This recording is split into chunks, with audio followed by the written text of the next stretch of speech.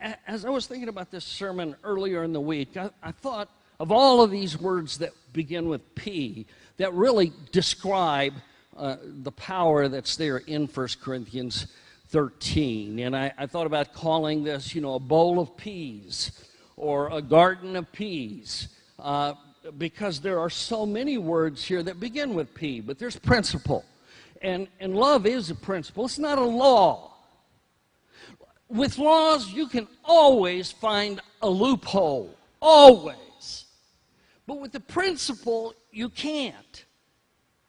When our kids were little and we would leave and we would bring in a babysitter, what our hope was is that the kids would live by the principles, or at least behave by the principles that they're beginning to learn from mom and dad. We didn't have to lay down laws to the babysitter because there's always ways to get around those laws. Think about it. Think of how many laws you would have to have. Don't set the dog on fire. Just on and on. How many laws would you have? But when you got a principle, there's no loopholes. And so 1 Corinthians 13 is a chapter of principles. It's a chapter of being proactive, because when we decide to love, and it is a decision, you have to decide it. It's not a feeling that you're waiting for, and it's not even always a good feeling. But it's a decision. It's a choice that we make. I'm going to love. And by the way, listen, when you do that, sometimes God puts you in some of the most unusual predicaments. Oh, that's another P that could be used there, predicament. Anyway, he puts you in unusual situations. And just for a minute, don't spend too much time on thinking about what I'm about to tell you, because if you do, you'll probably get all depressed and discouraged and all of that kind of stuff. But just for a minute, think about the person that's hardest for you to love. Maybe in your family, maybe somebody you work with, and somebody you've written off. That's the person God doesn't want you to write off. That's the person that is in your life as a training manual to help you overcome this by being proactive and taking a stand. 1 Corinthians 13 is a passage about power, because when we learn this lesson, we really find out not only who we are, but who we were meant to be. Power. We have power because we have choice. Don't ever say, he makes me so mad. Nobody can make you do anything. Well, she makes me so frustrated. Don't say that. Nobody can make you. Have free will, and when you use the choice to be proactive, you choose how you're going to respond.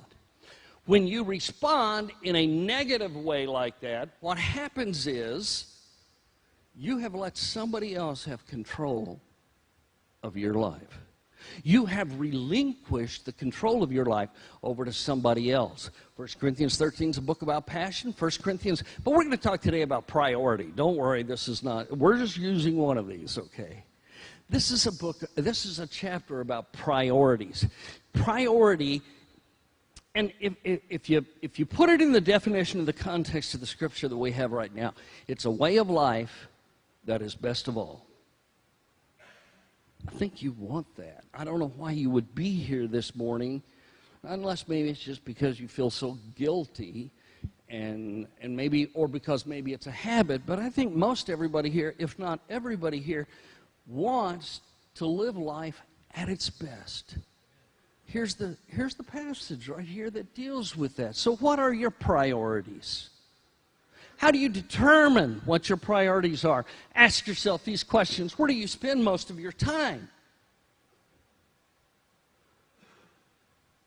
Where do you spend most of, you say, well, at work.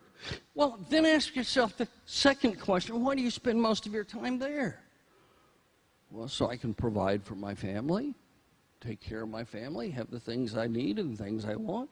Well, then you're beginning to identify your priorities.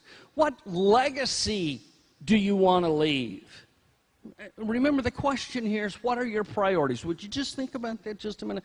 Just ask yourself, what are my priorities? What's the last thing you think about before you go to sleep at night? What are your priorities? Another way would be, what would you like to have written on your tombstone? I don't think they call them tombstones now. I think they're grave markers, gravestones, something. But I knew tombstone would communicate, so I've used the word tombstone. When I was in graduate school, I had this hobby of collecting unusual epitaphs. Epitaph is something that's written on a tombstone. Do you remember the Bugs Bunny guy? I can't do it. That's all, folks. Can anybody do that? Can you do it, Tim? That's all, folks. Well, this is the guy who did that, Mel Blanc. And I like the epitaph here where he says, that's all, folks. That's all. Now, I don't agree with that, but I think it was kind of an interesting epitaph.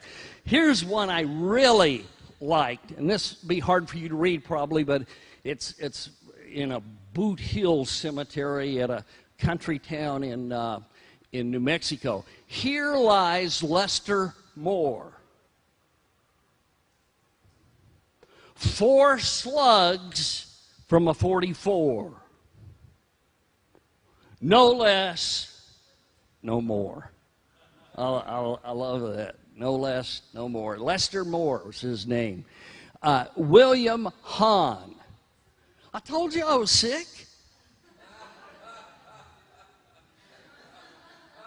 This one's probably a little harder to read, but this was by a computer tech. Connection reset by peer. And then it mentions the guy's name and says, he logged out. He died.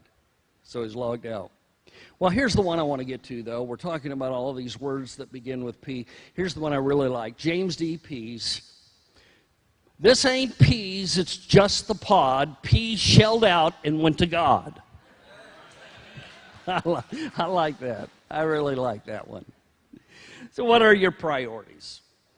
What are your priorities? I don't know if this story is true or not. It's probably just a preacher's story, but, well, I probably shouldn't say it like that. It may not be a true story, but I heard it as a true story that this lady was at a Super Bowl game, and the seat next to her, and it was a great game, 50-yard line, great seat in the area, in the stadium there.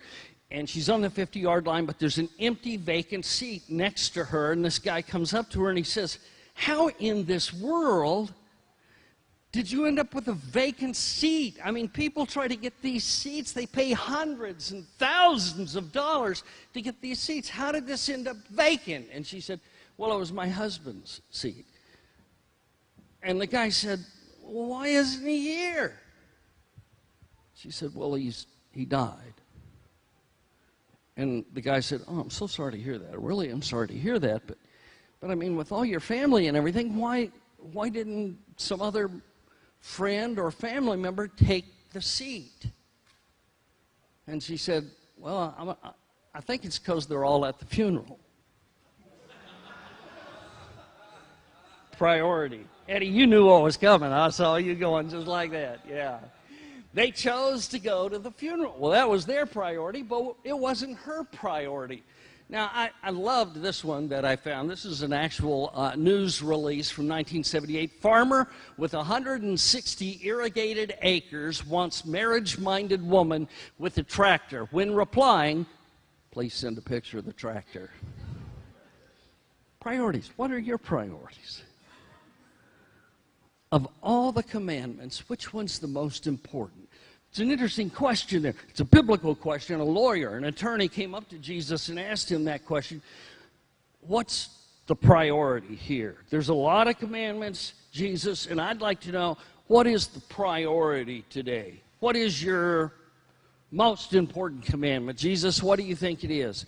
And Jesus said, the most important one, answered Jesus, is this. Hear, O Israel, the Lord our God, the Lord is one. Love the Lord your God with all your heart, with all your soul, with all your mind, and with all your strength.